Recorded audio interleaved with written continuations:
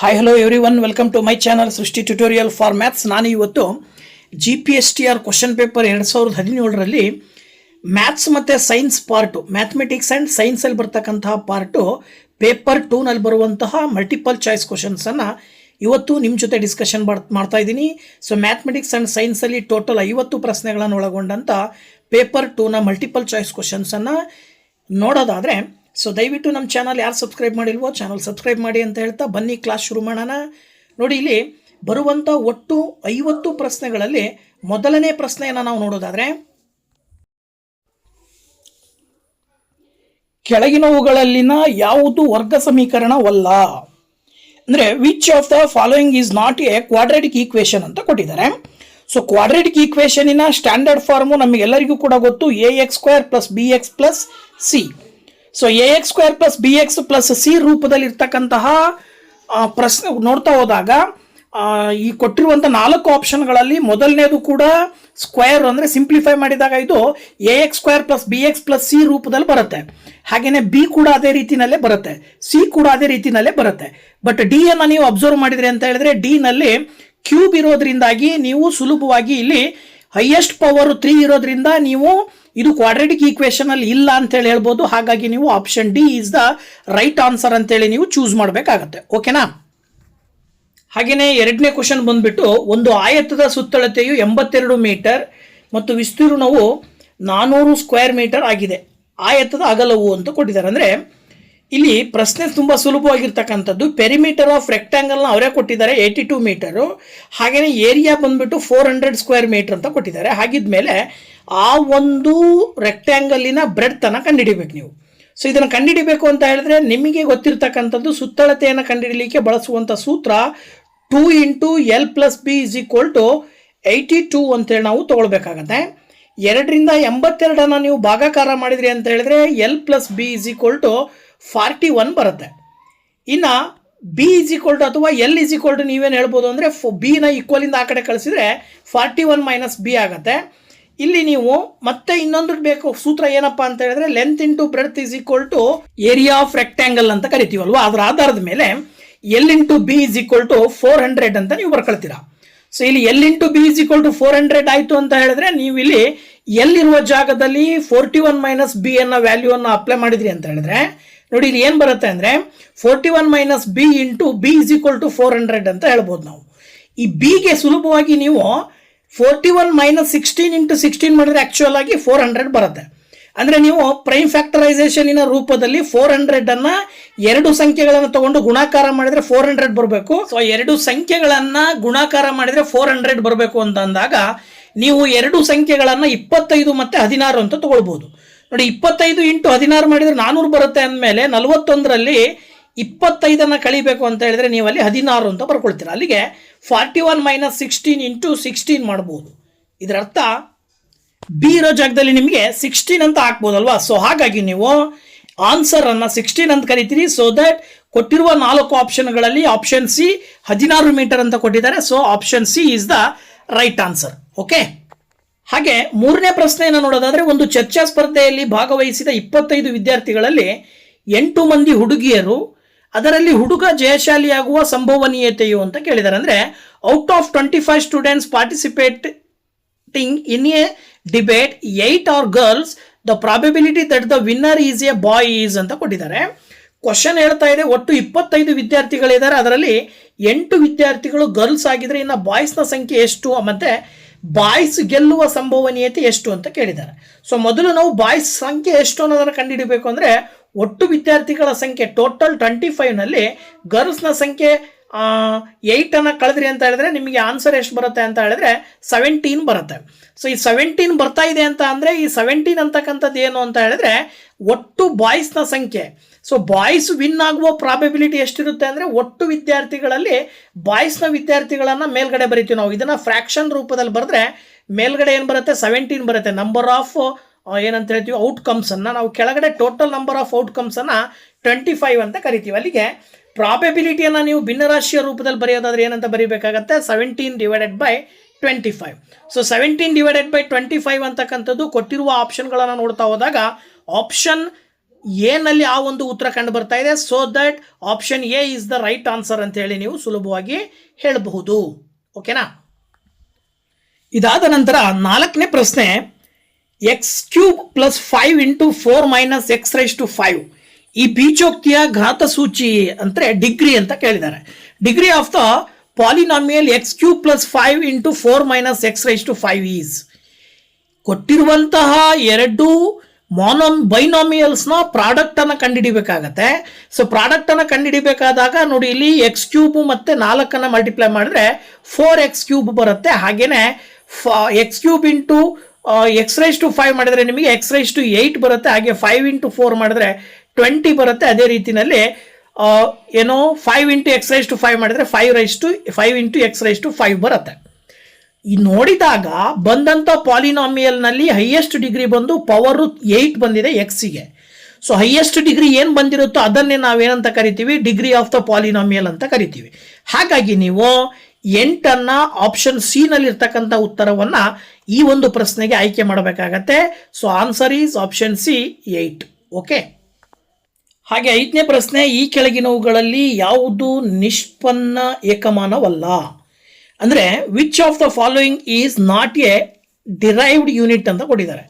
Derived unit ಅಲ್ಲದೆ ಇರುವಂತಹದ್ದು ಯಾವುದು ಅಂತೇಳಿ 4 ಯೂನಿಟ್ಸ್ಗಳನ್ನು ಕೊಟ್ಟಿದ್ದಾರೆ, Newton, joule, watt, kelvin. So ಇವು 4ರಲ್ಲಿ ಡಿರೈವ್ಡ್ ಯೂನಿಟ್ ಅಲ್ಲದೆ ಇರ್ತಕ್ಕಂಥದ್ದು ಕೆಲ್ವಿನ್ ಅಂತ ಹೇಳ್ತೀವಿ ನಾವು. ಸೊ ಹಾಗಾಗಿ ನೀವು ಆಪ್ಷನ್ ಡಿ ಸರಿಯಾದ ಉತ್ತರ ಅಂತೇಳಿ ಆಯ್ಕೆ ಮಾಡಬೇಕು. ಓಕೆನಾ? ನೆಕ್ಸ್ಟ್ 6ನೇ ಪ್ರಶ್ನೆ, ದಾರವೊಂದಕ್ಕೆ ಕಟ್ಟಿದ ಒಂದು ದಂಡಕಾಂತವನ್ನು ಸ್ವತಂತ್ರವಾಗಿ ತೂಗು ಬಿಟ್ಟಾಗ ಅದು, ಅಂದರೆ when a bar magnet tied to a thread is suspended freely ಅಂತ ಕೊಟ್ಟಿದ್ದಾರೆ. ಅಂದರೆ ಒಂದು ದಾರಕ್ಕೆ ನಾವು ಮ್ಯಾಗ್ನೆಟ್ ಅನ್ನು ಕಟ್ಟಿದೀವಿ ಅಂತ ಹೇಳಿದ್ರೆ, ಕಟ್ಟಿದಂತಹ ಒಂದು ಮ್ಯಾಗ್ನೆಟ್ಟು ಸ್ವತಂತ್ರವಾಗಿ ನಾವು ಅದನ್ನು ತೂಗ್ಬಿಟ್ಟಿವಿ ಅಂದರೆ ಅದು ಯಾವ ಮುಖವಾಗಿ ನಿಲ್ಲುತ್ತೆ ಅಂತೇಳಿ. ಸೊ ಇದು ಎಲ್ಲರಿಗೂ ಕೂಡ ಗೊತ್ತಿರ್ತಕ್ಕಂಥದ್ದು. ಇದೇನು ಮಾಡತ್ತಪ್ಪ ಅಂತ ಹೇಳಿದ್ರೆ, ಭೂಮಿಯ ಉತ್ತರ ಮತ್ತು ದಕ್ಷಿಣ ದಿಕ್ಕಿಗೆ ನೇರವಾಗಿ ಬಂದು ರೆಸ್ಟ್ಗೆ ಬರುತ್ತೆ. ಅಂದರೆ ಅದನ್ನು ನಾವೇನಂತ ಹೇಳ್ಬೋದು ಅಂದರೆ, ಭೂಮಿಯ ದಕ್ಷಿಣ ದಿಕ್ಕಿನಲ್ಲಿ ಬಂದು ನಿಲ್ಲುತ್ತದೆ, ಅಥವಾ comes to rest along earth's north and south direction ಅಂತೇಳಿ ಆಪ್ಷನ್ ಏನಲ್ಲಿರುವಂಥ ಉತ್ತರವನ್ನು ನೀವು ಆಯ್ಕೆ ಮಾಡಬೇಕಾಗತ್ತೆ. That is the answer. Okay. Next 7ನೇ ಪ್ರಶ್ನೆ ಬಂದ್ಬಿಟ್ಟು, ಓಮ್ನ ನಿಯಮವನ್ನು ಹೀಗೆ ಬರೆಯಬಹುದು ಅಂತ ಹೇಳಿ ಕೊಟ್ಟಿದ್ದಾರೆ. ಅಂದರೆ ಇಲ್ಲಿ Ohm's law can be written as here. I ಅಂತ ಹೇಳಿದ್ರೆ ಕರೆಂಟ್ ಅಂದರೆ ವಿದ್ಯುತ್ ಪ್ರವಾಹ, ವಿ ಅಂತ ಹೇಳಿದ್ರೆ ವೋಲ್ಟೇಜು, ಹಾಗೇನೆ ಆರ್ ಅಂತ ಹೇಳಿದ್ರೆ ರೋಧ ಅಂದರೆ ರೆಸಿಸ್ಟೆನ್ಸು.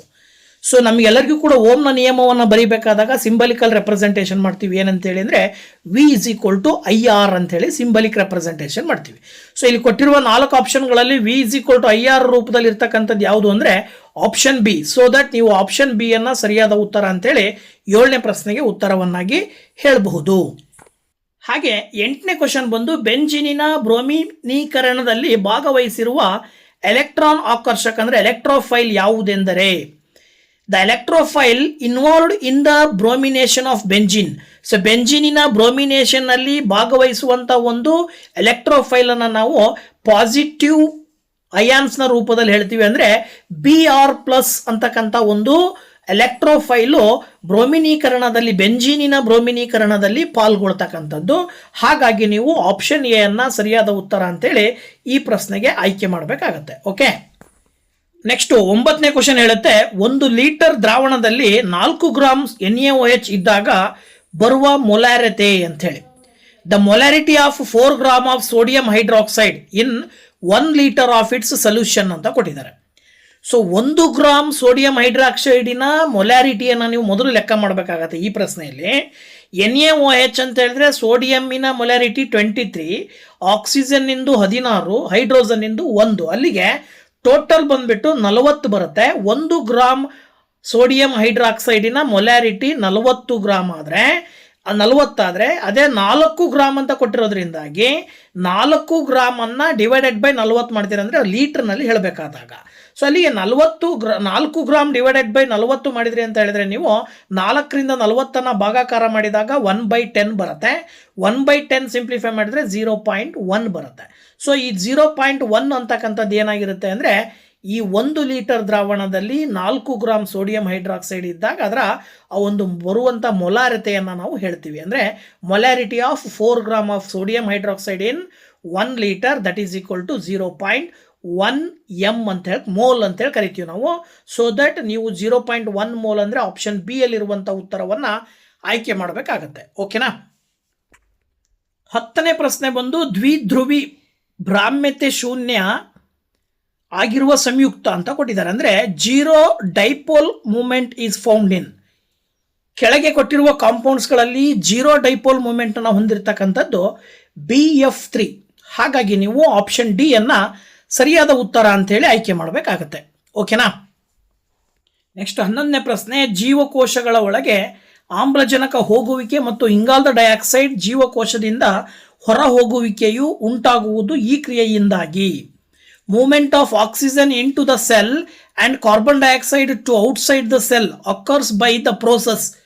ಜೀವಕೋಶದ ಒಳಗಡೆ ಕಾರ್ಬನ್ ಡೈಆಕ್ಸೈಡ್ ಮತ್ತು ಆಕ್ಸಿಜನ್ ಅನ್ನ ಮೂವ್ಮೆಂಟ್ ಮಾಡ್ತಕ್ಕಂಥದ್ದಂದರೆ ಹೊರಗಡೆ ಮತ್ತು ಒಳಗಡೆ ಕಳುಹಿಸುವ ಪ್ರೋಸೆಸ್ಸನ್ನು ನಾವು ಡಿಫ್ಯೂಸನ್ ಅಂತ ಕರಿತೀವಿ.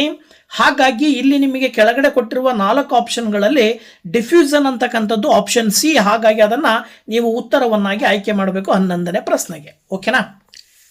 ಹಾಗೆ 12ನೇ ಪ್ರಶ್ನೆ, ಗುಣೋತ್ತರ ಶ್ರೇಣಿಗೆ ಸಂಬಂಧಪಟ್ಟ ಹಾಗೆ 4+3+9/4+... ಗುಣೋತ್ತರ ಶ್ರೇಣಿಯ ಅನಂತ ಪದಗಳವರೆಗಿನ ಮೊತ್ತವು ಅಂತ ಕೊಟ್ಟಿದ್ದಾರೆ. In the geometric series 4+3+9/4+...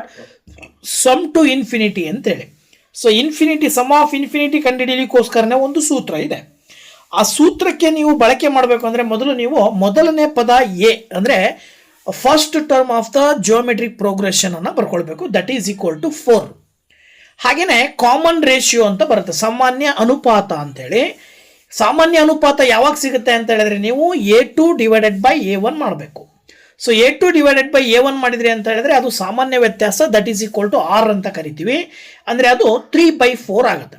so S ಇನ್ಫಿನಿಟಿಯ ಸೂತ್ರ ಬಂದ್ಬಿಟ್ಟು S infinity is equal to A/1 - R ಅಂತ ಕರಿತೀವಿ. ಸೊ ವ್ಯಾಲ್ಯೂಸನ್ನು ಸಬ್ಸ್ಟಿಟ್ಯೂಟ್ ಮಾಡ್ತಾ ಹೋದರೆ 4/1 - 3/4 ಆಗುತ್ತೆ. ದೆನ್ 4/1 - 3/4 ಅಂತ ಹೇಳಿದ್ರೆ 1ರಲ್ಲಿ 3/4 ಭಾಗ ಕಳೆದ್ರೆ ನಿಮಗೆ 1/4 ಭಾಗ ಉಳಿತದೆ.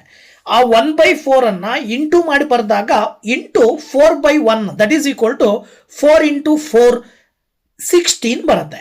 ಸೊ ಅಲ್ಲಿಗೆ ಇನ್ಫೈನೈಟ್ ಟರ್ಮ್ಸಿನ ಮೊತ್ತ 16 ಬರುತ್ತೆ ಅಂತ ಅರ್ಥ ಇದೆ. ಇದರ ಅರ್ಥ ಇಲ್ಲಿ ಕೊಟ್ಟಿರುವ 4 ಆಪ್ಷನ್ಗಳಲ್ಲಿ ಆಪ್ಷನ್ ಡಿ ಅಲ್ಲಿ ಇರ್ತಕ್ಕಂಥ ಉತ್ತರ 16 ಅನ್ನು ನೀವು ಉತ್ತರವನ್ನಾಗಿ ಆಯ್ಕೆ ಮಾಡ್ತೀರಾ. ಇನ್ನು ನೆಕ್ಸ್ಟ್ ಪ್ರಶ್ನೆ ಬಂದ್ಬಿಟ್ಟು ಪರ್ಮುಟೇಷನ್ ಅಂಡ್ ಕಾಂಬಿನೇಷನ್ ಅಂದ್ರೆ ಕ್ರಮಯೋಜನೆ ಮತ್ತು ವಿಕಲ್ಪಗಳಿಗೆ ಸಂಬಂಧಪಟ್ಟಂತಹ ಪ್ರಶ್ನೆ ಇದೆ. ಪ್ರಶ್ನೆ ಬಂದ್ಬಿಟ್ಟು 2017 P0 ಬೆಲೆ ಅಂತ ಕೊಟ್ಟಿದ್ದಾರೆ. The value of 2017 P0 is ಅಂದರೆ NPR ಸೂತ್ರವನ್ನು ಬಳಸಿ ಮಾಡಬೇಕಾಗತ್ತೆ. ಸೊ NPR ಸೂತ್ರವನ್ನು ನೀವು ಬರಿಬೇಕಾದ್ರೆ ಬರೀತೀರ ಏನಂತೇಳಿ, NPR is equal to n factorial divided by n - R whole factorial. ಇದ್ರ ಪ್ರಕಾರ n ಅಂದರೆ 2017, so that 2017 factorial divided by n - R ಅಂದರೆ ಮತ್ತೆ n ಅಂದರೆ 2017 ಮೈನಸ್ R ಅಂತ ಹೇಳಿದ್ರೆ ಇಲ್ಲಿ 0 ಇದೆ, 0 ಫ್ಯಾಕ್ಟೋರಿಯಲ್. ಕೆಳಗಡೆ ಬಂದ್ಬಿಟ್ಟು 2017 ಫ್ಯಾಕ್ಟೋರಿಯಲ್ ಡಿವೈಡೆಡ್ ಬೈ 2017 ಮೈನಸ್ 0 ಮಾಡಿದ್ರೆ 2017 ಬರುತ್ತೆ. ಸೊ ಅಲ್ಲಿಗೆ ನ್ಯೂಮರೇಟರ್ ಡಿನಾಮಿನೇಟರ್ ಎರಡರಲ್ಲೂ ಕೂಡ 2017 ಫ್ಯಾಕ್ಟೋರಿಯಲ್ ಇರೋದ್ರಿಂದ ಕ್ಯಾನ್ಸಲ್ ಮಾಡಿದಾಗ ಫೈನಲಿ ನಿಮಗೆ 1 ಉಳ್ಕೊಳ್ಳುತ್ತೆ. So that is the answer. So 2017 P0 ಬೆಲೆ 1. So option C is the right answer ಅಂತೇಳಿ ನೀವು ಇಲ್ಲಿ ಹೇಳಬೇಕಾಗತ್ತೆ. ಓಕೆನಾ. ಇದಾದ ನಂತರದಲ್ಲಿ ಮುಂದಿನ ಪ್ರಶ್ನೆಯನ್ನು ನೋಡೋದಾದ್ರೆ, cot θ is equal to y/x ಆದರೆ cos θ plus sin θ by cos θ minus sin θ ಬೆಲೆಯು ಅಂತ ಕೊಟ್ಟಿದ್ದಾರೆ. If cot θ is equal to y/x then the value of cos θ plus sin θ by cos θ minus sin θ is ಅಂತ ಕೊಟ್ಟಿದ್ದಾರೆ. Very simple. ನಮಗೆ ಗೊತ್ತು trigonometric identities ಅಥವಾ trigonometric ರೇಷಿಯೋಸ್ನ ಬಳಸಿ ಹೇಳೋದಾದ್ರೆ ಕಾಟ್ ಎನ ನಾವು sin A by cos A ಅಂತ ಕರಿತೀವಿ, cos A by sin A ಅಂತ ಕರಿತೀವಿ. ಇದ್ರ ಪ್ರಕಾರ ಅವರೇ ಗಿವನ್ ಕೊಟ್ಟಿರೋದು cot θ y/x ಅಂತ ಹೇಳಿದ್ರೆ cos A by sin A is equal to y/x ಆಯ್ತು. ಅಂದ್ರೆ ಅದರ ಅರ್ಥ cos A ಅಂದ್ರೆ y, sin A ಅಂದ್ರೆ x. ಇದನ್ನ ಇಲ್ಲಿ ಸಬ್ಸ್ಟಿಟ್ಯೂಟ್ ಮಾಡಿದ್ರೆ cos A ಇರೋ ಜಾಗದಲ್ಲಿ y, ಹಾಗೇನೆ sin A ಇರೋ ಜಾಗದಲ್ಲಿ x ಹಾಕಿದ್ರಿ ಅಂದ್ರೆ ನಿಮಗೆ ಏನು ಬರುತ್ತೆ ಅಂದ್ರೆ y plus x divided by y minus x ಬರುತ್ತೆ. ಹಾಗಾಗಿ ನೀವು ಇಲ್ಲಿ ಸುಲಭವಾಗಿ ಹೇಳ್ಬೋದು ಆಪ್ಷನ್ ಬಿ ಅಲ್ಲಿರ್ತಕ್ಕಂಥ ಉತ್ತರವನ್ನ ಸರಿಯಾದ ಉತ್ತರ ಅಂತೇಳಿ y plus x by y minus x. This is the right answer. Okay. ಹಾಗೆ 15ನೇ ಪ್ರಶ್ನೆ, ಇವುಗಳಲ್ಲಿ ಸದಿಶ ಪರಿಮಾಣವನ್ನು ಗುರುತಿಸಿರಿ. ಅಂದರೆ identify vector quantity in the following. Vector ಕ್ವಾಂಟಿಟಿಯನ್ನು ಹೊಂದಿರುವಂಥದ್ದು ಯಾವುದು ಕೆಳಗಿನವುಗಳಲ್ಲಿ ವೆಕ್ಟರ್ ಕ್ವಾಂಟಿಟಿಯನ್ನು ಹೊಂದಿರುವಂತಹ ಒಂದು ಯೂನಿಟ್ ಅನ್ನು ಯಾವುದನ್ನು ಹೇಳ್ಬೋದು, ಯಾವ ಒಂದು ಮೆಜರ್ಮೆಂಟ್ ಅನ್ನು ಹೇಳ್ಬೋದು ಅಂದರೆ ಮೂಮೆಂಟಮ್, ಸಂವೇಗ ಅಂತ ಕರಿತೀವಲ್ವಾ. ಆ ಸಂವೇಗವನ್ನು ನಾವು ವೆಕ್ಟರ್ ಕ್ವಾಂಟಿಟಿಗೆ ಎಕ್ಸಾಂಪಲ್ ಆಗಿ ಕೊಡಬಹುದು. ಹಾಗಾಗಿ ಆಪ್ಷನ್ ಸಿ ಸರಿಯಾದ ಉತ್ತರ, ಸಂವೇಗ. ಓಕೆ ನೆಕ್ಸ್ಟ್ 16ನೇ ಪ್ರಶ್ನೆ ಹೇಳ್ತಾ ಇದೆ, 10 ಮೀಟರ್ ತ್ರಿಜ್ಯವುಳ್ಳ ವೃತ್ತಾಕಾರದ ಪಥದಲ್ಲಿ ಕಣವೊಂದರ ಪರಿಭ್ರಮಣದ ಅವಧಿಯು 40 ಸೆಕೆಂಡ್ ಆಗಿದೆ. 2.5 ನಿಮಿಷಗಳ ನಂತರ ಪ್ರಾರಂಭಿಕ ಬಿಂದುವಿನಿಂದ ಆ ಕಣದ ಸ್ಥಾನಪಲ್ಲಟವು ಅಂತ ಕೊಟ್ಟಿದ್ದಾರೆ. ಅಂದರೆ the period of revolution of a particle along a circular path of radius 10 metre is 40 second. The displacement of the particle after 2.5 minutes from its starting point ಅಂತ ಕೊಟ್ಟಿದ್ದಾರೆ. ಪ್ರಶ್ನೆ ತುಂಬ ಸಿಂಪಲ್. ಒಂದು ಸರ್ಕ್ಯುಲರ್ ಪಾತ್ ಇದೆ, ಆ ಸರ್ಕ್ಯುಲರ್ ಪಾತಿನ ರೇಡಿಯಸ್ ಬಂದ್ಬಿಟ್ಟು 10 metre ಆಗಿದೆ. So complete ಆಗಿ ಇಡೀ ಸರ್ಕ್ಯುಲರ್ ಪಾತನ್ನು ಒಂದು ರೌಂಡ್ ಹೊಡಿಲಿಕ್ಕೆ 40 ಸೆಕೆಂಡ್ ಟೈಮ್ ಬೇಕಾಗತ್ತೆ.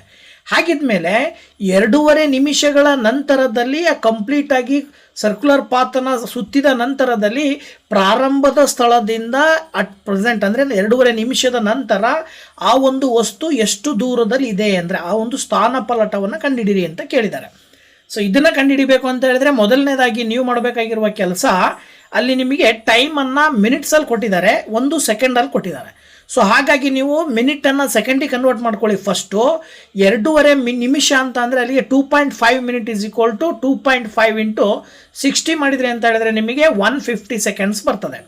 ಸೊ ಈ 150 ಸೆಕೆಂಡ್ಸಲ್ಲಿ ಟೋಟಲ್ ನಂಬರ್ ಆಫ್ ರೆವಲ್ಯೂಷನನ್ನು ಮಾಡಿದರೆ 40 ಸೆಕೆಂಡಿಗೆ ಒಂದು ರೌಂಡ್ ಆದರೆ 150 ಸೆಕೆಂಡ್ಸ್ನ ನಂತರದಲ್ಲಿ 3.75 ರೌಂಡ್ ಆಗಿರುತ್ತೆ. ಅಂದರೆ ಕಂಪ್ಲೀಟ್ 3 ರೌಂಡ್ ಆಗಿ ಇನ್ನು 0.75ನಷ್ಟು ದೂರ ಅಂದರೆ ಸುಮಾರು ಆ ವೃತ್ತಾಕಾರದ ಪಾತಿನ ಅಂದರೆ ಸರ್ಕ್ಯುಲರ್ ಪಾತಿನ ಮುಕ್ಕಾಲು ಭಾಗದಷ್ಟು ದೂರದಲ್ಲಿ ಮುಂದಕ್ಕೆ ಹೋಗಿರುತ್ತೆ.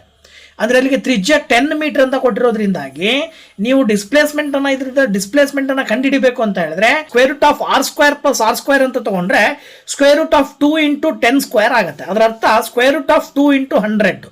ಸೊ ದಟ್ √2 × 100 ಅಂದರೆ 200. 200ನ ಸ್ಕ್ವೇರ್ ರೂಟನ್ನು ಕಂಡುಹಿಡಿದ್ರಿ ಅಂದರೆ ನಿಮಗೆ 14.14 ಬರುತ್ತೆ.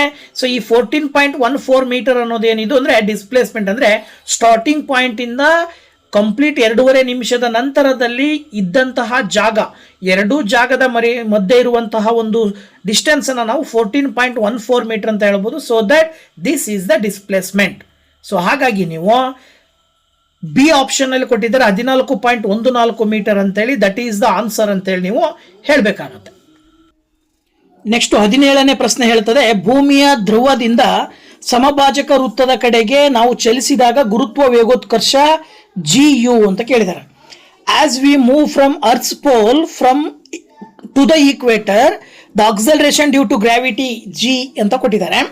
ಸೊ ಆಕ್ಚುಯಲ್ ಆಗಿ ಅಕ್ಸಲರೇಷನ್ ಡ್ಯೂ ಟು ಗ್ರಾವಿಟಿ ಏನಾಗಿರುತ್ತೆ ಅಂತ ಹೇಳಿದ್ರೆ ಧ್ರುವಗಳಲ್ಲಿ ಹೆಚ್ಚಿನ ಪ್ರಮಾಣದಲ್ಲಿ ಇರುತ್ತೆ. ಹಾಗೆ ಅರ್ತ್ ಪೋಲ್ನಿಂದ ಈಕ್ವೇಟರ್ನ ಕಡೆಗೆ ಅಂದರೆ ಸಮಭಾಜಕ ವೃತ್ತದ ಕಡೆಗೆ ಹೋಗ್ತಾ ಹೋಗ್ತಾ ಅಕ್ಸಲರೇಷನ್ ಡ್ಯೂ ಟು ಗ್ರಾವಿಟಿಯ ಪ್ರಮಾಣ ಕಡಿಮೆ ಆಗ್ತಾ ಬರ್ತದೆ. ಹಾಗಾಗಿ ನೀವು ಆಪ್ಷನ್ ಎ ಕಡಿಮೆಯಾಗುತ್ತದೆ ಅಥವಾ ಡಿಕ್ರೀಸಸ್ ಅಂತಕ್ಕಂಥದ್ದನ್ನು ನೀವು ಸರಿಯಾದ ಉತ್ತರ ಅಂತೇಳಿ ಆಯ್ಕೆ ಮಾಡಬೇಕಾಗತ್ತೆ. ಓಕೆ. ಸೊ ನೆಕ್ಸ್ಟು 18ನೇ ಪ್ರಶ್ನೆ ಬಂದ್ಬಿಟ್ಟು ಥೇಲ್ಸ್ನ ಪ್ರಮೇಯದ ಆಧಾರದ ಮೇಲೆ ಕೊಟ್ಟಂತಹ ಪ್ರಶ್ನೆ. ಅಂದರೆ ಅನುರೂಪ ತ್ರಿಭುಜಗಳಿಗೆ ಸಂಬಂಧಪಟ್ಟಿದ್ದು.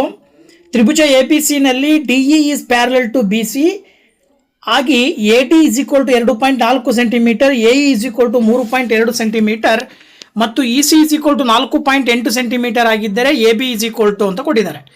ಇನ್ the triangle ABC DE parallel to BC so that AD equal to 2.4, AE equal to 3.2 and EC is equal to 4.8. Then AB is equal to question mark.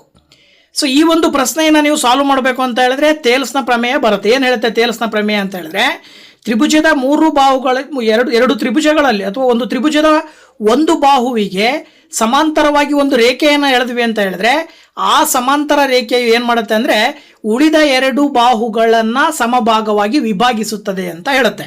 So ಇದರ ಆಧಾರದ ಮೇಲೆ ನೀವು ಇಲ್ಲಿ ಸುಲಭವಾಗಿ ಹೇಳ್ಬೋದು. ಇದರ ಆಧಾರದ ಮೇಲೆ ನೋಡಿ, ಇಲ್ಲಿ AB/AD ಈಸ್ ಈಕ್ವಲ್ ಟು ಏನಾಗಿರುತ್ತೆ, AC/AE ಆಗಿರುತ್ತೆ. ಸೊ ಅಲ್ಲಿಗೆ AB/AD ಮೆಜರ್ಮೆಂಟ್ ಕೊಟ್ಟಿದ್ದಾರೆ 2.4, ಎ ಸಿ ಅಂತ ಹೇಳಿದ್ರೆ ಎರಡನ್ನ ಕೂಡಬೇಕಾಗತ್ತೆ, 3.2 ಮತ್ತು 4.8 ಡಿವೈಡೆಡ್ ಬೈ 3.2 ಅಂತ ತಗೊಳ್ತೀವಿ. ಈಗ 2.4 ಈಕ್ವಲಿಂದ ಆ ಕಡೆ ಕಳಿಸಿದ್ರಿ ಅಂತ ಹೇಳಿದ್ರೆ ಇಲ್ಲಿ 3.2 ಪ್ಲಸ್ 4.8 ಕೂಡಿದ್ರೆ 8 ಬರುತ್ತೆ, ಇಂಟು 2.4 ಡಿವೈಡೆಡ್ ಬೈ 3.2 ಮಾಡ್ತೀರಾ. ಅಲ್ಲಿಗೆ A P is equal to 19.2 divided by 3.2 ಆಗುತ್ತೆ. ಸೊ ಈಗ 3.2ರಿಂದ 19.2 ನೀವು ಭಾಗಾಕಾರ ಮಾಡಿದ್ರಿ ಅಂದರೆ ಎ ಪಿನ ಮೆಜರ್ಮೆಂಟ್ ಬಂದ್ಬಿಟ್ಟು 6 ಬರುತ್ತೆ. ಸೊ ಎ ಪಿನ ಮೆಜರ್ಮೆಂಟ್ 6 ಬರ್ತಾ ಇದೆ ಅಂದರೆ ಇಲ್ಲಿಗೆ ನಿಮಗೆ ಆಪ್ಷನ್ ಬಿ ನಲ್ಲಿ ಆ ಒಂದು ಉತ್ತರವನ್ನು ಕೊಟ್ಟಿದ್ದಾರೆ. So that option B is the right answer. ಹಾಗೆ 19ನೇ ಪ್ರಶ್ನೆ, ಒಂದು ವರ್ಗದಲ್ಲಿನ ಸಮಮಿತಿಯ ಅಕ್ಷಗಳ ಸಂಖ್ಯೆ ಅಂತ ಕೊಟ್ಟಿದ್ದಾರೆ. The number of lines of symmetry in a square ಅಂತೇಳಿ ಚಿತ್ರ ನೋಡ್ತಾ ಇದ್ದೀರಾ. ಸ್ಕ್ವೇರ್ನಲ್ಲಿ ಲೈನ್ಸ್ ಆಫ್ ಸಿಮೆಟ್ರೀಸು ಟೋಟಲಿ 4 ಇರ್ತವೆ. 4 ಲೈನ್ಸನ್ನು ನಾವು ಹಾಕ್ಬಹುದು ಸಮವಾಗಿ ಇರೋ ರೀತಿಯಲ್ಲಿ. ಹಾಗಾಗಿ ಸಮಮಿತಿಯ ಅಕ್ಷಗಳ ಸಂಖ್ಯೆ ಒಟ್ಟು 4. So option A is the right answer. So next 20ನೇ ಪ್ರಶ್ನೆ ಹೇಳ್ತಾ ಇದೆ, ಈ ಕೆಳಗಿನವುಗಳಲ್ಲಿ ಯಾವುದು ಸರಿಯಲ್ಲ? Which of the following is not true ಅಂತೇಳಿ. ಒಂದನೇದು ಆಯತವು ಒಂದು ವರ್ಗವಾಗಿರುವುದಿಲ್ಲ, a rectangle is not a square ಅಂತ ಕೊಟ್ಟಿದ್ದಾರೆ. ಎರಡನೇದು ತ್ರಾಪಿಜ್ಯವು ಒಂದು ಸಮಾಂತರ ಚತುರ್ಭುಜ, ಅಂದರೆ a trapezium is a parallelogram ಅಂತೇಳಿ. ಹಾಗೆಯೇ ಮೂರನೇದು ವಜ್ರಾಕೃತಿಯು ಒಂದು ವರ್ಗವಲ್ಲ, a rhombus is not a square. ನಾಲ್ಕನೇದು ಬಂದು ಗಾಳಿಪಟವು ಒಂದು ಸಮಾಂತರ ಚತುರ್ಭುಜವಲ್ಲ ಅಂತೇಳಿ, a kite is not a parallelogram. ಒಂದೊಂದಾಗಿ ನೀವು ನೋಡ್ತಾ ಹೋದಾಗ 1, 2 ಮತ್ತು 1, 3 ಮತ್ತು 4ನೇದು ಸರಿಯಾದಂತಹ ಒಂದು ಸ್ಟೇಟ್ಮೆಂಟ್ ಆಗಿದ್ರೆ 2ನೇದು ತಪ್ಪಾಗಿರ್ತಕ್ಕಂಥದ್ದನ್ನು ನೋಡ್ತಾ ಇದ್ದೀವಿ. ಅಂದರೆ ತ್ರಾಪಿಜ್ಯವು ಒಂದು ಸಮಾಂತರ ಚತುರ್ಭುಜ ಅಂತ ಕೊಟ್ಟಿದ್ದಾರೆ ಅವರು. ಅಂದರೆ ಆ್ಯಕ್ಚುಲಿ ತ್ರಾಪಿಜ್ಯದಲ್ಲಿ 2 ಅಭಿಮುಖ ಬಾಹುಗಳು ಮಾತ್ರ, ಒಂದು ಜೊತೆ ಅಭಿಮುಖ ಬಾಹುಗಳು ಮಾತ್ರ ಸಮಾಂತರವಾಗಿರ್ತವೆ, ಇನ್ನೊಂದು ಜೊತೆ ಸಮಾಂತರವಾಗಿರುವುದಿಲ್ಲ. ಹಾಗಾಗಿ ನೀವು ಆಪ್ಷನ್ ಬಿ ಅನ್ನು ಸರಿಯಾದ ಉತ್ತರ ಅಂತೇಳಿ ಆಯ್ಕೆ ಮಾಡಬೇಕಾಗತ್ತೆ. ಸೊ ನೆಕ್ಸ್ಟ್ 21ನೇ ಕ್ವಶನ್ ಬಂದ್ಬಿಟ್ಟು, ಈ ಕೆಳಗಿನವುಗಳಲ್ಲಿ ಯಾವುದು ಬಂಡೆಗಳಿಂದ ಮಣ್ಣು ತಯಾರಿಕೆ ಆಗುವಲ್ಲಿ ಪ್ರಧಾನ ಪಾತ್ರ ವಹಿಸುವುದಿಲ್ಲ? Which of the following does not play a prime role in the form of soil from rocks ಅಂತ ಕೊಟ್ಟಿದ್ದಾರೆ. ಕೆಳಗೆ ಕೊಟ್ಟಿರುವ ಆಪ್ಷನ್ಗಳು ಸೂರ್ಯ, ಗಾಳಿ, ನೀರು, ಇವು 3 ಕೂಡ ಕಲ್ಲಿನಿಂದ ಮಣ್ಣನ್ನಾಗಿ ಕನ್ವರ್ಟ್ ಮಾಡಲಿಕ್ಕೆ ಸಹಾಯವನ್ನು ಮಾಡ್ತವೆ. ಆದರೆ ಮರಗಳು ಯಾವುದೇ ರೀತಿಯ ಸಹಕಾರವನ್ನು ನೀಡೋದಿಲ್ಲ. ಸೊ ಮರಗಳಿಂದಾಗಿ ಮಣ್ಣು ಫಾರ್ಮೇಷನ್ ಆಗೋದಿಲ್ಲ. ಹಾಗಾಗಿ ನೀವು ಆಪ್ಷನ್ ಡಿ ಅನ್ನು ಆಯ್ಕೆ ಮಾಡಬೇಕು, ಮರಗಳು ಅಥವಾ trees.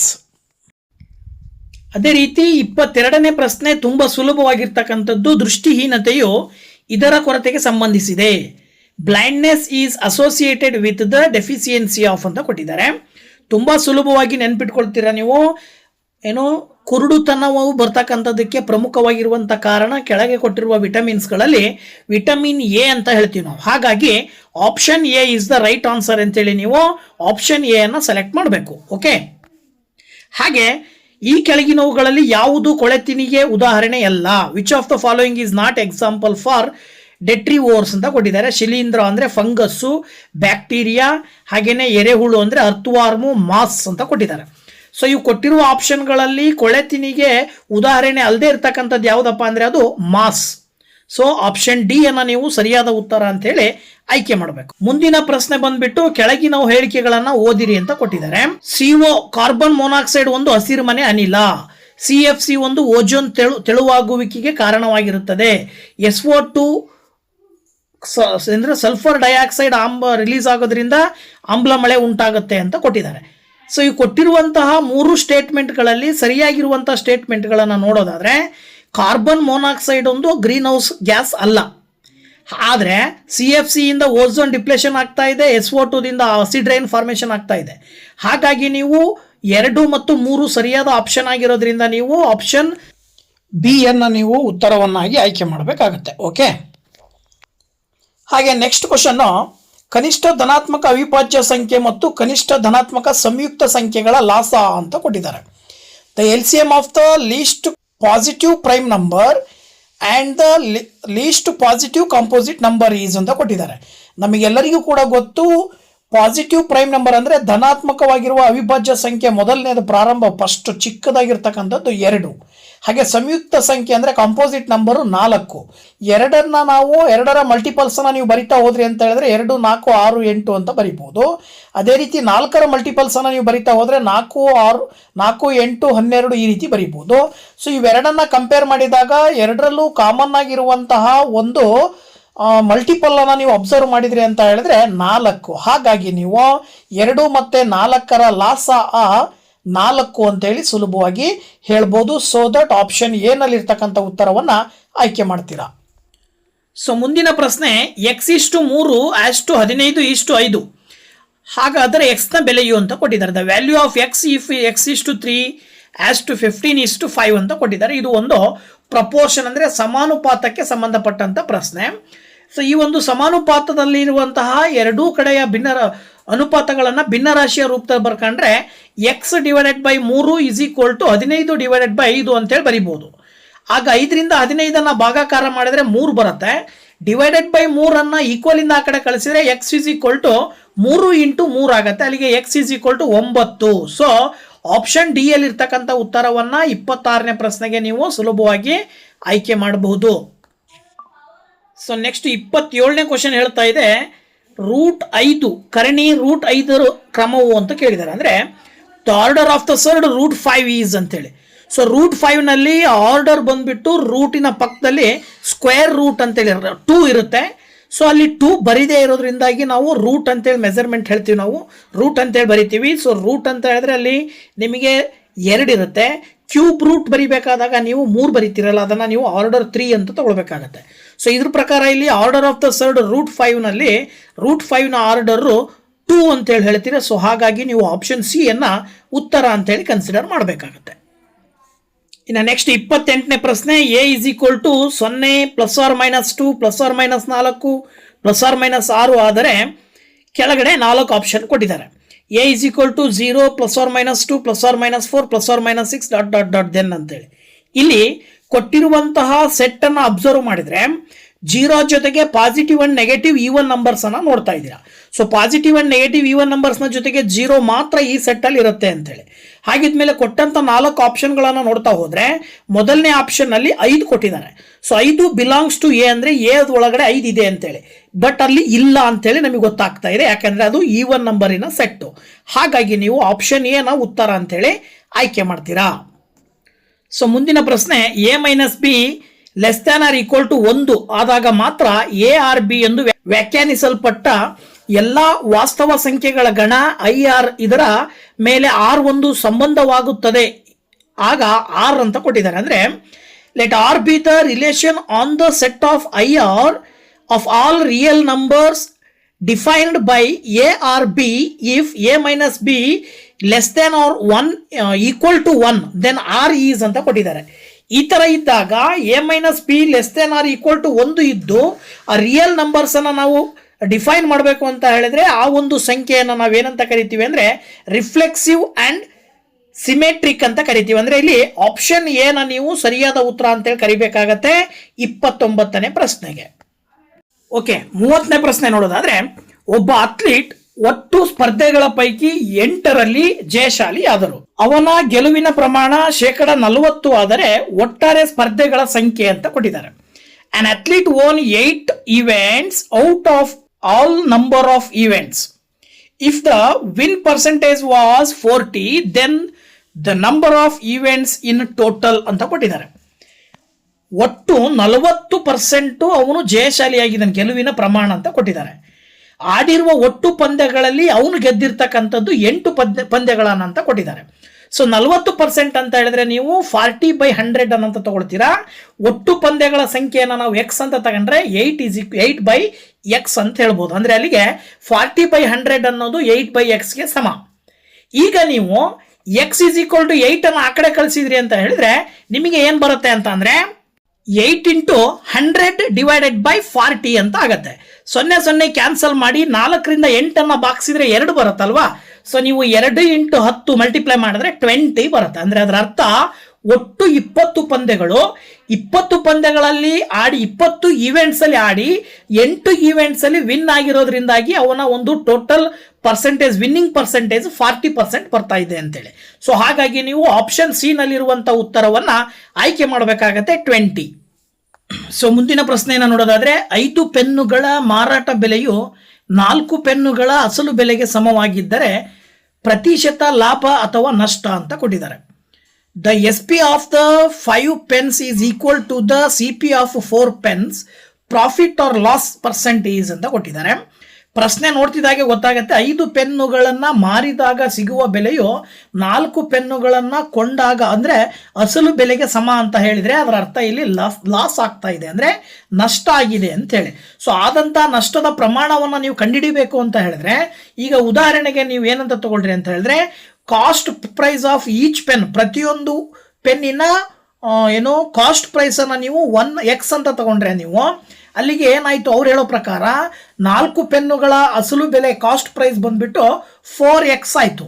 So 4 ಪೆನ್ನುಗಳ cost price 4x ಆಯ್ತು. ಅದೇ ರೀತಿ ಸೆಲ್ಲಿಂಗ್ ಪ್ರೈಸ್ ಬಂದ್ಬಿಟ್ಟು 5 ಪೆನ್ನುಗಳ ಸೆಲ್ಲಿಂಗ್ ಪ್ರೈಸ್ ಬಂದ್ಬಿಟ್ಟು 4x ಆಗುತ್ತೆ. ಅಲ್ಲಿಗೆ ಲಾಸ್ ಆಗಿರುವಂತ ಒಟ್ಟು ಪ್ರಮಾಣವನ್ನು ನೀವು ನೋಡಿದಾಗ 5x ನಲ್ಲಿ 4x ಅನ್ನ ಕಳೆದಾಗ ಒಟ್ಟು ಎಷ್ಟು ನಷ್ಟ ಆಗಿದೆ ಅನ್ನೋದು ಸಿಗುತ್ತೆ. ಅಲ್ಲಿಗೆ 5x ಮೈನಸ್ ಎಕ್ಸ್ ಮಾಡಿದ್ರಿ ಅಂತ 4x ಮಾಡಿದ್ರಿ ಅಂತ ಹೇಳಿದ್ರೆ x ಬರುತ್ತೆ. So that x is the loss of loss ಅಂತ ಹೇಳ್ಬೋದು, ಒಟ್ಟು ಆದಂತಹ ನಷ್ಟ. ಆ ಆದಂತಹ ನಷ್ಟವನ್ನ ಪರ್ಸೆಂಟೇಜ್ ರೂಪದಲ್ಲಿ ಹೇಳಬೇಕಾದಾಗ ಲಾಸ್ ಪರ್ಸೆಂಟ್ ಕಂಡುಹಿಡಿಯಲಿಕ್ಕೋಸ್ಕರನೇ CP loss by CP into 100 ಅಂತ ಸೂತ್ರವನ್ನು ಬಳಸ್ತೀವಿ. ಅಲ್ಲಿಗೆ ಲಾಸ್ ಬೈ CP ಇಂಟು 100 ಪ್ರಕಾರ ಲಾಸ್ ಅಂದ್ರೆ x, CP ಅಂದ್ರೆ ಕಾಸ್ಟ್ ಪ್ರೈಸ್ ಅಂತ ಹೇಳಿದ್ರೆ ಇಲ್ಲಿ ನಾವು ಕಾಸ್ಟ್ ಪ್ರೈಸ್ ಅನ್ನು ಯಾವ್ದು ತಗೊಳ್ತೀವಿ 4x ಇಂಟು 100 ಮಾಡಿದ್ರೆ x ಕ್ಯಾನ್ಸಲ್ ಆಗಿ 4ರಿಂದ 100 ಅನ್ನ ಭಾಗಾಕಾರ ಮಾಡಿದ್ರಿ ಅಂದ್ರೆ ನಿಮಗೆ 20 ಬರುತ್ತೆ. ಹಾಗಾಗಿ ಸುಲಭವಾಗಿ ಹೇಳ್ಬೋದು loss percent is equal to 20% ಅಂತೇಳಿ. ಸೊ 20% ನಷ್ಟವನ್ನ ಅನುಭವಿಸಬೇಕಾಗತ್ತೆ ಅಂತೇಳಿ ಅರ್ಥವನ್ನ ಕೊಡುತ್ತೆ. So option D is the right answer, 20% loss ಅಥವಾ 20% ನಷ್ಟ ಅಂತೇಳಿ ಹೇಳ್ಬಹುದು. ಓಕೆ, ಮುಂದಿನ ಪ್ರಶ್ನೆಯನ್ನು ನೋಡಿ. ಇಲ್ಲಿ ಈ ಕೆಳಗಿನ ಹೇಳಿಕೆಗಳಲ್ಲಿ ಯಾವುದು ಸತ್ಯ ಅಂತ ಹೇಳಿ ಕೊಟ್ಟಿದ್ದಾರೆ. ಅಂದ್ರೆ ಕೆಳಗೆ ಕೊಟ್ಟಿರುವ 4 ಸ್ಟೇಟ್ಮೆಂಟ್ಗಳಲ್ಲಿ ಸರಿಯಾದ ಯಾವುದು ಅನ್ನೋದನ್ನ ಚೂಸ್ ಮಾಡಬೇಕು. ಮೊದಲನೇ ಸ್ಟೇಟ್ಮೆಂಟ್ ಹೇಳುತ್ತೆ ಒಂದೇ ಬಿಂದುವಿನ ಮೂಲಕ ಒಂದೇ ಒಂದು ಸರಳ ರೇಖೆ ಹಾದು ಹೋಗಬಹುದು, only one line can pass through A single point ಅಂತೇಳಿ. ಬಟ್ ಇದು ಆಕ್ಚುಲಿ ಸರಿ ಇಲ್ಲ. ಯಾಕೆ ಅಂತ ಹೇಳಿದ್ರೆ ಒಂದು ಬಿಂದುವಿನ ಮೇಲೆ ಹಲವಾರು ಸರಳ ರೇಖೆಗಳನ್ನ ನಾವು ಪಾಸ್ ಮಾಡಬಹುದು, ಇಲ್ಲಿ ಒಂದೇ ಅಂತ ಕೊಟ್ಟಿದ್ದಾರೆ. ಹಾಗಾಗಿ ಎ ಕೊಟ್ಟಿರುವ ಸ್ಟೇಟ್ಮೆಂಟ್ ತಪ್ಪಾಗಿದೆ. ಇನ್ನು ಎರಡನೇ ಸ್ಟೇಟ್ಮೆಂಟ್ ಅನ್ನು ನೋಡೋದಾದ್ರೆ 2 ಪ್ರತ್ಯೇಕ ಬಿಂದುಗಳ ಮೂಲಕ ಅಂದ್ರೆ ಸ್ವಲ್ಪ ದೂರದಲ್ಲಿ 2 ಬಿಂದುಗಳನ್ನು ಹಾಕಿ ಆ 2 ಬಿಂದುಗಳ ಮೂಲಕ ಅಪರಿಮಿತ ರೇಖೆಗಳು ಹಾದು ಹೋಗುತ್ತವೆ. There are infinite number of lines which pass through 2 distinct points ಅಂತ ಕೊಟ್ಟಿದ್ದಾರೆ. ಸೊ ಇಲ್ಲಿ ಆಕ್ಚುಲಿ 2 ಬಿಂದುಗಳನ್ನ ಒಂದು ರೇಖೆಯನ್ನು ಬಳಸಿ ಸೇರಿಸ್ತೀವಿ. ಆ ಸೇರಿಸಿರುವ 2 ಬಿಂದುಗಳ ಮೇಲೆ ಅಪರಿಮಿತ ರೇಖೆಗಳು ಹಾದು ಹೋಗುತ್ತವೆ ಅಂತ ಕೊಟ್ಟಿದ್ದಾರೆ. ಅವರು ಸಾಧ್ಯ ಇಲ್ಲ, ಆ ಒಂದು 2 ಬಿಂದುಗಳ ಮೇಲೆ ಒಂದೇ ರೇಖೆಯನ್ನು ಹಾಯಿಸ್ಲಿಕ್ಕೆ ಸಾಧ್ಯ ನಾವು. ಸೊ ಹಾಗಾಗಿ ಎರಡನೇ ಸ್ಟೇಟ್ಮೆಂಟ್ ತಪ್ಪಾಗಿದೆ. ಇನ್ನು 3 ಮತ್ತು 4 ನೋಡೋದಾದ್ರೆ 2 ವೃತ್ತಗಳು ಸಮ, ಆದರೆ ಅವುಗಳ ತ್ರಿಜ್ಯಗಳು ಸಮವಾಗಿರುವುದಿಲ್ಲ. If 2 circles are equal then radii are not equal ಅಂತ ಕೊಟ್ಟಾರೆ. 2 ಸರ್ಕಲ್ಗಳನ್ನು ನಾವು ಯಾವಾಗ ಈಕ್ವಲ್ ಅಂತ ಕರಿತೀವಿ ಅಂದ್ರೆ ಆ 2 ಸರ್ಕಲ್ಲಿನ ತ್ರಿಜ್ಯಗಳು ಈಕ್ವಲ್ ಇದ್ದಾಗ. ಸೊ ಸಿ ಸ್ಟೇಟ್ಮೆಂಟ್ ಕೂಡ ರಾಂಗ್ ಇದೆ. ಇನ್ನು ಡಿ ಸ್ಟೇಟ್ಮೆಂಟ್ ಅನ್ನು ನೋಡೋದಾದ್ರೆ ಒಂದು ಅಂತ್ಯಗೊಂಡಿರುವ ರೇಖೆಯನ್ನು 2 ಬದಿಗಳಲ್ಲಿ ಪ್ರೊಡ್ಯೂಸ್ ಮಾಡಬಹುದು, ಅಂದ್ರೆ ಹಾಯಿಸಬಹುದು ಅಂತ ಕೊಟ್ಟಿದ್ದಾರೆ. A terminated lines can be produced infinitely on both side. 2 ಸೈಡಲ್ಲೂ ಕೂಡ ರೇಖೆಗಳನ್ನ ಏನ್ ಮಾಡಬಹುದು, ಇನ್ಫೈನೈಟ್ ಆಗಿ ಏನ್ ಮಾಡಬಹುದು, ರೆಡ್ಯೂಸ್ ಮಾಡಬಹುದು. ಅಂದ್ರೆ ತುಂಬಾ ದೂರದವರೆಗೂ, ಅನಂತ ದೂರದವರೆಗೂ ಕೂಡ ಅವುಗಳನ್ನ ಹಾಯಿಸಬಹುದು ಅಂತ ಕೊಟ್ಟಿದ್ದಾರೆ. ಯೂಕ್ಲಿಡ್ ಅವರ ಅಕ್ಸಿಯಮ್ಸ್ ಅಂಡ್ ಪಾಸ್ಟುಲೇಟ್ಸ್ ಅಂತಕ್ಕಂತಹ ಸ್ಟೇಟ್ಮೆಂಟ್ಸ್ ಗಳ ಆಧಾರದ ಮೇಲೆ ಅಂತ್ಯಗೊಂಡಿರ್ತಕ್ಕಂಥ ಒಂದು ರೇಖೆಯ 2 ಬದಿಗೆ ನಾವೇನ್ ಮಾಡಬಹುದು ಅಂದ್ರೆ ಅನಂತ ದೂರದವರೆಗೂ ಆ ಒಂದು ಲೈನ್ಸ್ ಗಳನ್ನ ಎಕ್ಸ್ಟೆಂಡ್ ಮಾಡ್ಲಿಕ್ಕೆ ಅವಕಾಶ ಇರುತ್ತೆ. ಹಾಗಾಗಿ ನಾವು ಇಲ್ಲಿ ಕೊಟ್ಟ 4 ಸ್ಟೇಟ್ಮೆಂಟ್ ಗಳಲ್ಲಿ ಡಿ ಸರಿಯಾಗಿದೆ. ಸೊ ಆನ್ಸರ್ ಡಿ ಅನ್ನ ನೀವು ಆಯ್ಕೆ ಮಾಡಬೇಕಾಗುತ್ತೆ. ಇದಾದ ನಂತರ ಮುಂದಿನ ಕ್ವಶನ್, ಯಾವ ಆಹಾರ ಸರಪಳಿಯು ನೇರವಾಗಿ ಸೌರ ವಿಕಿರಣದ ಮೇಲೆ ಅವಲಂಬಿತವಾಗಿದೆ? Which of the following food chain depends on solar radiation ಅಂತ ಕೊಟ್ಟಿದ್ದಾರೆ.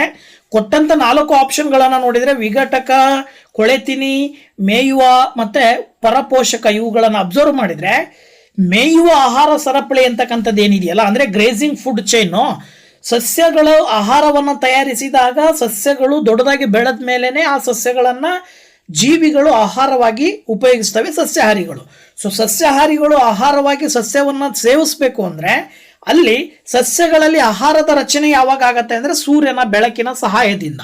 ಹಾಗಾಗಿ ನೇರವಾಗಿ ಸೂರ್ಯನ ಬೆಳಕನ್ನ, ಸೌರ ವಿಕಿರಣವನ್ನ, ಸೋಲಾರ್ ರೇಡಿಯೇಷನ್ ಅನ್ನ ಬಳಸ್ಕೊಂಡು ನಡೆಸ್ತಕ್ಕಂಥ ಒಂದು ಪ್ರೋಸೆಸ್ಸು ಮೇಯುವ ಆಹಾರ ಸರಪಳಿ ಅಥವಾ ಗ್ರೇಸಿಂಗ್ ಫುಡ್ ಚೈನ್ ಅಂತ ಹೇಳ್ತೀವಿ. ಸೊ ದಟ್ 4 ಆಪ್ಷನ್ಗಳಲ್ಲಿ ಆಪ್ಷನ್ ಸಿ ಅನ್ನ ನೀವು ಸರಿಯಾದ ಉತ್ತರ ಅಂತ ಹೇಳಿ ಆಯ್ಕೆ ಮಾಡಬೇಕಾಗತ್ತೆ. ಇನ್ನು ಮುಂದಿನ ಪ್ರಶ್ನೆ, ಸಸ್ಯಗಳಲ್ಲಿ ATP ಸಂಶ್ಲೇಷಣೆಯು ಆಗುವುದು ಇವುಗಳಲ್ಲಿ ಅಂತ ಕೊಟ್ಟಿದ್ದಾರೆ. Synthesis of ATP in plants. ATP ಅಂದ್ರೆ ಅಡಿನೋಸೈನ್ ಟ್ರೈಫಾಸ್ಫೇಟ್ ಅಂತ ಕರಿತೀವಿ. ಈ ಅಡಿನೋಸೈನ್ ಟ್ರೈಫಾಸ್ಫೇಟ್ಸ್ ಸಸ್ಯಗಳಲ್ಲಿ ಎಲ್ಲಿ ನಡೀತದಪ್ಪ ಅಂತ ಹೇಳಿದ್ರೆ ಪ್ರಮುಖವಾಗಿ ಕ್ಲೋರೋಪ್ಲಾಸ್ಟ್ ಮತ್ತೆ ಮೈಟೋಕಾಂಡ್ರಿಯಾಗಳಲ್ಲಿ ಈ ಒಂದು ಅಡಿನೋಸೈನ್ ಟ್ರೈಫಾಸ್ಫೇಟ್ ಸಂಶ್ಲೇಷಣೆ ಆಗುತ್ತೆ. ಸೊ ಇಲ್ಲಿ ಕೆಳಗಡೆ ಕೊಟ್ಟಿರುವ 4 ಆಪ್ಷನ್ಗಳಲ್ಲಿ ಆಪ್ಷನ್ ಬಿ ನಲ್ಲಿ ಕೊಟ್ಟಿದ್ದಾರೆ ಕ್ಲೋರೋಪ್ಲಾಸ್ಟ್ ಮತ್ತು ಮೈಟೋಕಾಂಡ್ರಿಯಾ ಅಂತೇಳಿ. ಹಾಗಾಗಿ ನೀವು ಕ್ಲೋರೋಪ್ಲಾಸ್ಟ್ ಮತ್ತು ಮೈಟೋಕಾಂಡ್ರಿಯಾ ಆಪ್ಷನ್ ಬಿ ಅನ್ನ ನೀವು ಸರಿಯಾದ ಉತ್ತರ ಅಂತ ಹೇಳಿ ಆಯ್ಕೆ ಮಾಡಬೇಕಾಗತ್ತೆ. ಓಕೆ, ಮುಂದಿನ ಪ್ರಶ್ನೆ 35. ಸರಿಯಾದ ಹೇಳಿಕೆಯನ್ನು ಗುರುತಿಸಿರಿ. Identify the correct statement. First question, all chordates are vertebrates ಅಂದ್ರೆ ಎಲ್ಲಾ ಕಾರ್ಡೇಟಗಳು ಕಶೇರುಕಗಳು ಅಂತ ಕೊಟ್ಟಿದ್ದಾರೆ. This is the good point. ಜೊತೆಗೆ ರೈಟ್ ಆನ್ಸರ್. ಅಂದ್ರೆ ಇಲ್ಲಿ ಕೊಟ್ಟಿರುವ ಸ್ಟೇಟ್ಮೆಂಟ್ ಗಳನ್ನು ನೋಡಿದಾಗ ನೀವು ಮೊದಲನೇದನ್ನೇ ನೀವು ಚೂಸ್ ಮಾಡಬೇಕಾಗತ್ತೆ. ಅಂದ್ರೆ ಎಲ್ಲಾ ಕಾರ್ಡೇಟಾಗಳು ವರ್ಟಿಬ್ರೇಟ್ಸ್ ಆಗಿರ್ತವೆ. ಇನ್ನು ಎರಡನೇದು ಕೊಟ್ಟಿದ್ದಾರೆ ಆಲ್ ವರ್ಟಿಬ್ರೇಟ್ಸ್ ಆರ್ ಕಾರ್ಡೇಟ್ಸ್ ಅಂತ ಹೇಳಿ, ತಪ್ಪು. All chordates are vertebrates but not all vertebrates are chordates ಅಂತ ಹೇಳ್ತೀವಿ ನಾವು. ಇನ್ನು ಎಲ್ಲಾ ಪ್ರೋಟೋಕಾರ್ಡ್ಗಳು ಏನಾಗಿದ್ದಾವೆ, ನೋಟೋ ಕಾರ್ಡ್ ಹೊಂದಿರುವುದಿಲ್ಲ ಅಂತಿದೆ. ಇದು ಕೂಡ ತಪ್ಪು. ಎಲ್ಲಾ ಪ್ರೋಟೋಕಾರ್ಡ್ಗಳು ಕೂಡ ಕಾರ್ಡೇಟಗಳು ಕೂಡ ನೋಟೋ ಕಾರ್ಡ್ ಅನ್ನು ಹೊಂದಿರುತ್ತವೆ. ಇನ್ನು ಎಲ್ಲಾ ಕಶೇರುಕಗಳು ಸಿಲೋಮೇಟ್ಗಳಲ್ಲ ಅಂತ ಕೊಟ್ಟಿದ್ದಾರೆ. ತಪ್ಪು. ಎಲ್ಲಾ ಕಾರ್ಡೇಟ್ಗಳು, ಎಲ್ಲ ಕಶೇರುಕಗಳು ಕೂಡ ಏನು ವರ್ಟಿಬ್ರೇಟ್ಸ್ಗಳು ಕೂಡ ಸಿಲೋಮೇಟ್ಸ್ ಅನ್ನು ಹೊಂದಿರ್ತವೆ. ಸೊ ಕೊಟ್ಟಂತ 4 ಸ್ಟೇಟ್ಮೆಂಟ್ಗಳಲ್ಲಿ ಮೊದಲನೇ ಸ್ಟೇಟ್ಮೆಂಟ್ ಸರಿಯಾಗಿದೆ. ಸರಿಯಾದ ಹೇಳಿಕೆಯನ್ನು ಗುರುತಿಸಿ ಅಂತ ಕೊಟ್ಟಿರೋದ್ರಿಂದ ಮೊದಲನೇ ಆಪ್ಷನ್ ಏನ ನೀವು ಆನ್ಸರ್ ಅಂತ ಹೇಳಿ ಚೂಸ್ ಮಾಡಬೇಕಾಗತ್ತೆ.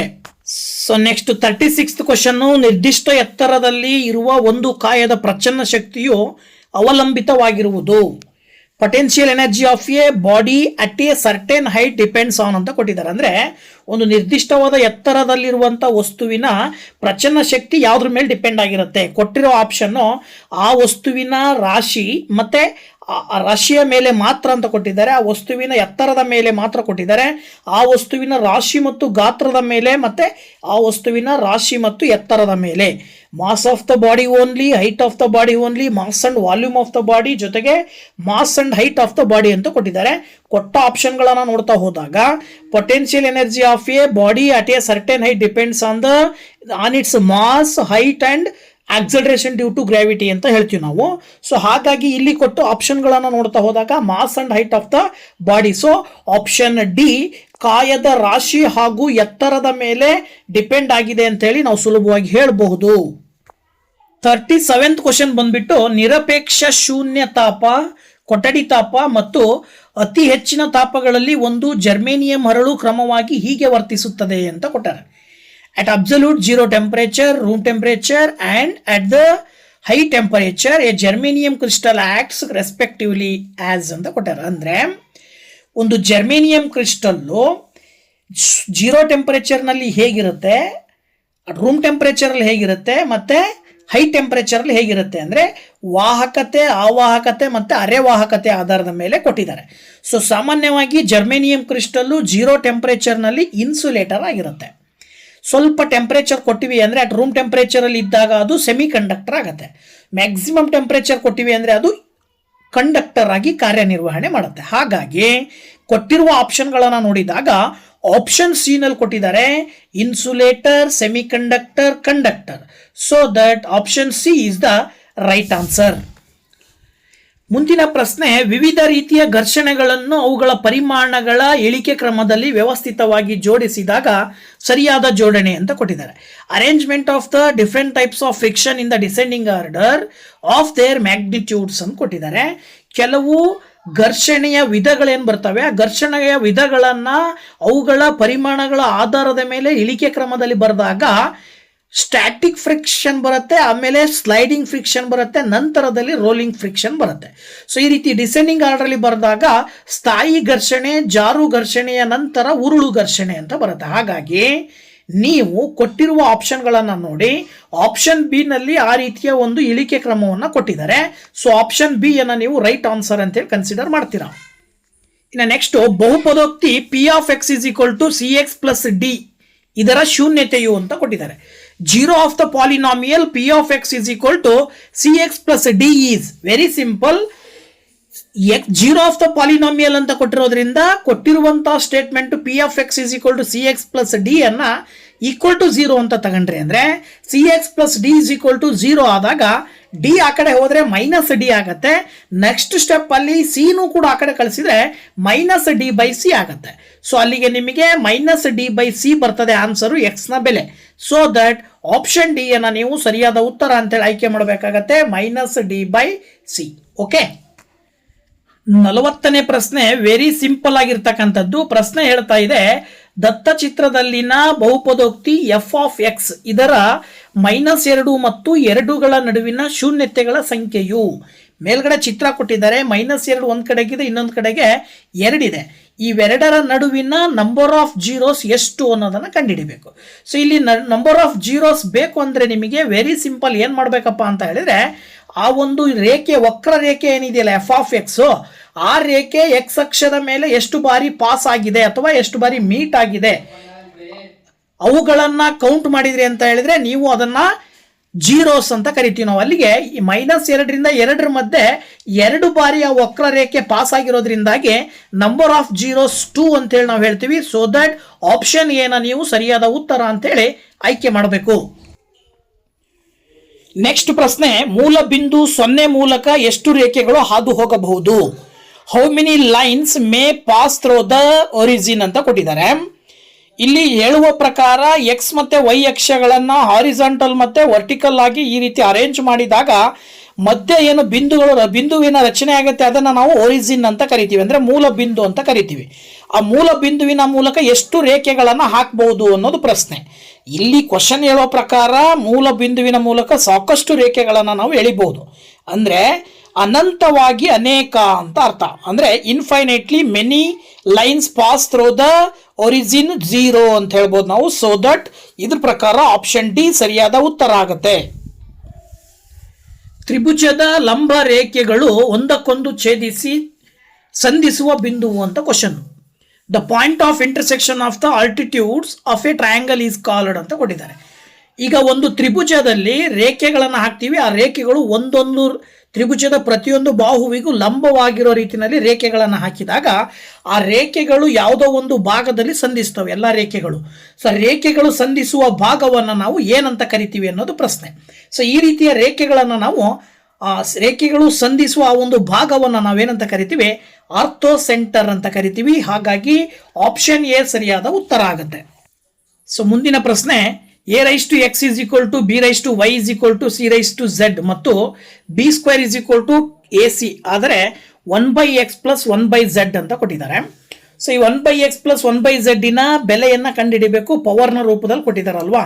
ಕೊಟ್ಟಿರುವಂತೆ ಅವರೇ ಹೇಳಿರುವ ಹಾಗೆ a⁻x is equal to b⁻y is equal to c⁻z ಅನ್ನ ನಾವು k ಅಂತ ತಗೊಳ್ಳೋಣ. ಈಗ ಅದನ್ನ k ಅಂತ ಕನ್ಸಿಡರ್ ಮಾಡಿದ್ರಿ ಅಂತ ಹೇಳಿದ್ರೆ ಈಗ ನೀವು ಸುಲಭವಾಗಿ ಬರ್ಕೊಳ್ಬಹುದು. ಏನಂತ ಹೇಳಿದ್ರೆ ಎ ನ ಬೆಲೆ k⁻1/x, ಬಿ ನ ಬೆಲೆ k⁻1/y, ಹಾಗೆ ಸಿ ನ ಬೆಲೆ ಬಂದ್ಬಿಟ್ಟು k⁻1/z ಅಂತ ಆಗತ್ತೆ. ಇದರ ಆಧಾರದ ಮೇಲೆ ಗಿವನ್ ಏನ್ ಕೊಟ್ಟಿದ್ದಾರೆ b² is equal to ac, ಅಲ್ಲಿ ನೀವು ಬೆಲೆಗಳನ್ನ ಹಾಕ್ತಾ ಹೋದ್ರೆ ಬಿ ಅಂತ ಹೇಳಿದ್ರೆ k⁻1/y ಅಂತ ತಗೊಂಡಿದ್ದಿರ್ತಾನೆ. ಸೊ k/1/y ಗೆ ಹೋಲ್ ಸ್ಕ್ವೇರ್ ಮಾಡಿದ್ರೆ that is equal to A C ಅಂತ ಹೇಳಿದ್ರೆ ಎ ಅಂದ್ರೆ k⁻1/x ಇಂಟು ಬಿ, ಸಿ ಅಂತ ಹೇಳಿದ್ರೆ k⁻1/z. ಈಗ k⁻1/y ಹೋಲ್ ಸ್ಕ್ವೇರ್ ಮಾಡಿದ್ರೆ ನಿಮಗೆ 2/y ಬರುತ್ತೆ. K raise to 2/y is equal to K raise to 1/x into 1/z ಅನ್ನು ನೀವು 1/x ಪ್ಲಸ್ 1/z ಅಂತ ಹೇಳ್ಬೋದು. ಅಲ್ಲಿಗೆ ನೀವು ಮೇಲ್ಗಡೆ ಇರುವ ಪವರ್ಸ್ ಅನ್ನ ಈಕ್ವಲ್ ಅಂತ ತಗೊಂಡ್ರೆ ಲೆಫ್ಟ್ ಮತ್ತೆ ರೈಟ್ ಸೈಡ್ ಅಲ್ಲಿ 2/y is equal to 1/x plus 1/z ಅಥವಾ 1/x ಪ್ಲಸ್ 1/z ಅನ್ನ ನೀವು 2/y ಅಂತ ಬರೀಬಹುದು. ಸೊ ನಿಮಗೆ ಕೊಟ್ಟಿರುವಂತ ಆಪ್ಷನ್ಗಳನ್ನ ನೋಡ್ತಾ ಹೋದಾಗ 2/y ಅಂತಕ್ಕಂಥದ್ದು ಆಪ್ಷನ್ ಸಿ ನಲ್ಲಿದೆ. ಸೊ ದಟ್ ಆಪ್ಷನ್ ಸಿ ಅನ್ನ ನೀವು ಆನ್ಸರ್ ಅಂತ ಹೇಳಿ ಕನ್ಸಿಡರ್ ಮಾಡಬೇಕು 43ನೇ ಪ್ರಶ್ನೆಗೆ. ಓಕೆನಾ? ಈಗ 44ನೇ ಪ್ರಶ್ನೆ, ಆಯತ ಘನಾಕಾರದ ಒಂದು ನೀರಿನ ತೊಟ್ಟಿಯು 6 ಮೀಟರ್ ಉದ್ದ, 5 ಮೀಟರ್ ಅಗಲ ಮತ್ತು 4.5 ಮೀಟರ್ ಆಳವಿದೆ. ಅದರಲ್ಲಿ ಎಷ್ಟು ಲೀಟರ್ ನೀರು ಹಿಡಿಯುತ್ತದೆ ಅಂತ ಕೊಟ್ಟಿದ್ದಾರೆ. A cuboidal water tank is 6 metre long, 5 metre wide and 4.5 metre deep. How many litres of water can it hold ಅಂತ ಕೊಟ್ಟಿದ್ದಾರೆ. ಲೀಟ್ರಲ್ಲಿ ಹೇಳ್ರಿ ಅಂತ ಹೇಳಿ, ಜೊತೆಗೆ 1 ಕ್ಯೂಬಿಕ್ ಮೀಟರ್ಗೆ 1,000 ಲೀಟರ್ ಅಂತ ಹೇಳಿ ಕೊಟ್ಟಿದ್ದಾರೆ. ಇದರ ಆಧಾರದ ಮೇಲೆ ನೀವು ಇಲ್ಲಿ ಕಂಡುಹಿಡಿಬೇಕು ಅಂದರೆ ನಿಮಗೆ ಗೊತ್ತು ವಾಲ್ಯೂಮ್ ಆಫ್ ಕ್ಯೂಬಾಯ್ಡಿನ ಸೂತ್ರ. ಅಂದರೆ ಆಯತ ಘನಾಕಾರದ ನೀರಿನ ತೊಟ್ಟಿಯಲ್ಲಿ ಎಷ್ಟು ನೀರು ಹಿಡಿತದೆ ಅಂತ ಬೇಕು ಅಂದರೆ ನೀವು ಆ ಒಂದು ತೊಟ್ಟಿಯ ಗಾತ್ರವನ್ನು ಕಂಡುಹಿಡಿಬೇಕಂದ್ರೆ ವಾಲ್ಯೂಮನ್ನು ಫೈಂಡ್ ಔಟ್ ಮಾಡಬೇಕು. ಸೊ ವಾಲ್ಯೂಮ್ ಕಂಡುಹಿಡಿಯುವಂಥ ಸೂತ್ರ L into B into H. ಅದ್ರ ಪ್ರಕಾರ ನೀವು ಇಲ್ಲಿ L into B into H ಮಾಡಿದ್ರಿ ಅಂತ ಹೇಳಿದ್ರೆ 6 ಇಂಟು 5 ಇಂಟು 4.5 ಅಂತ ಬರೀತೀರಾ. ಸೊ 6 ಇಂಟು 5 ಇಂಟು 4.5ನ ಪ್ರಾಡಕ್ಟ್ ಬಂದುಬಿಟ್ಟು ನಿಮಗೆ 135 ಬರುತ್ತೆ. That is in the form of cubic metre ಅಂತ ಹೇಳಿ ಕರಿತೀವಿ ನಾವು. ಈ 135 ಕ್ಯೂಬಿಕ್ ಮೀಟರನ್ನು ಲೀಟ್ರಿಗೆ ಕನ್ವರ್ಟ್ ಮಾಡಬೇಕು ಅಂದರೆ 1 ಕ್ಯೂಬಿಕ್ ಮೀಟರ್ಗೆ 1000 ಲೀಟರ್ ಆಗಿರೋದ್ರಿಂದ 135ಅನ್ನು ಇಂಟು 1000 ಮಾಡಬೇಕು. ಸೊ 135ಅನ್ನು ಇಂಟು 1000 ಮಾಡಿದ್ರಿ ಅಂತ ಹೇಳಿದ್ರೆ ನಿಮಗೆ 1,35,000 ಬರುತ್ತೆ. That is in the form of litre and it can be converted. So that ಈಗ ನೀವು ಕೊಟ್ಟಿರುವ 4 ಆಪ್ಷನ್ಗಳನ್ನು ನೋಡ್ತಾ ಹೋದಾಗ 1,35,000 ಆಪ್ಷನ್ ಬಿ ನಲ್ಲಿದೆ. ಸೊ ಆಪ್ಷನ್ ಬಿ ಅನ್ನು ನೀವು ಸರಿಯಾದ ಉತ್ತರ ಅಂಥೇಳಿ ಆಯ್ಕೆ ಮಾಡ್ತೀರಾ. ಸೊ ನೆಕ್ಸ್ಟ್ ಮುಂದಿನ ಪ್ರಶ್ನೆಯನ್ನು ನೋಡೋದಾದರೆ, ವಕ್ರ ಮೇಲ್ಮೈ ವಿಸ್ತೀರ್ಣ 88 ಸ್ಕ್ವೇರ್ ಸೆಂಟಿಮೀಟರ್ ಇರುವ ಒಂದು ಸಿಲಿಂಡರ್ನ ಎತ್ತರ 14 ಸೆಂಟಿಮೀಟರ್ ಆದರೆ ಆ ಸಿಲಿಂಡರ್ನ ಪಾದದ ತ್ರಿಜ್ಯವು The curved surface area of a right circular cylinder of height 14 cm is 88 square centimeter. The radius of the base of the cylinder ಅಂತ ಕೊಟ್ಟಿದ್ದಾರೆ.